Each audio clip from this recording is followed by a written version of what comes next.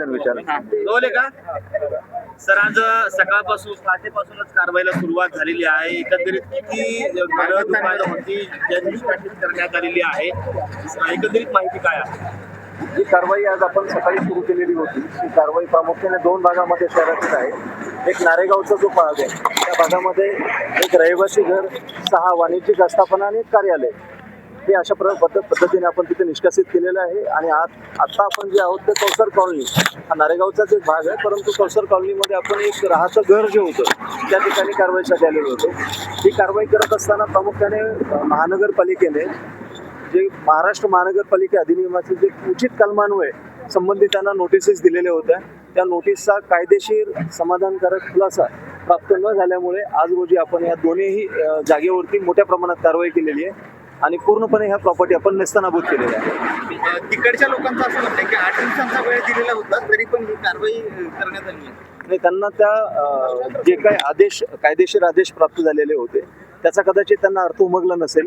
मात्र न्यायालयाने त्यांनी जे मागणी केलेली होती 15 दिवसांचा कालावधी द्यावा आणि ह्या कारवाईला स्टे द्यावा, तर या दोन्ही गोष्टी माननीय न्यायालयाने फेटाळून लावलेले होते. स्टे दिलेला नव्हता आणि जो कारवाईसाठी दिलेला कालावधी आहे तो पण योग्य असल्याच्या बाबतीमध्ये निरीक्षण माननीय उच्च न्यायालयाने नोंदवलेलं होतं. आणि त्याच्या आधारे आमची जी काही शेवटची अंतिम नोटीस आम्ही दिलेली होती ती अंतिम नोटीसचा कालावधी संपुष्टात आल्यामुळे आज आम्ही ही इथं कारवाई पूर्ण केलेली आहे. याची निष्कासित करण्याची कारवाई पूर्ण झाली आहे का?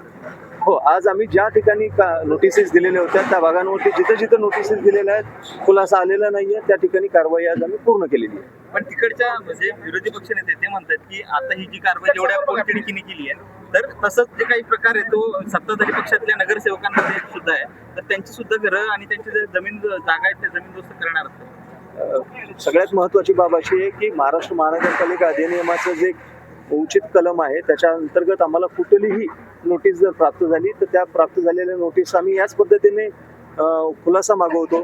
खुलासा जर कायदेशीर असेल, सर्व बाबींची पूर्तता करणारा असेल तर निश्चितपणे आम्ही तिथे कुठलीही कारवाई करत नाही. मात्र जर खुलासा असमाधानकारक असेल, कुठलीही बिल्डिंग परमिशन, ऑक्युपन्सी सर्टिफिकेट त्याला घेतलेलं नसेल तर निश्चितपणे तो नगरसेवक, ती व्यक्ती कुठल्याही पक्षाची असो त्या ठिकाणी निश्चितपणे कारवाई ही करण्यात येईल.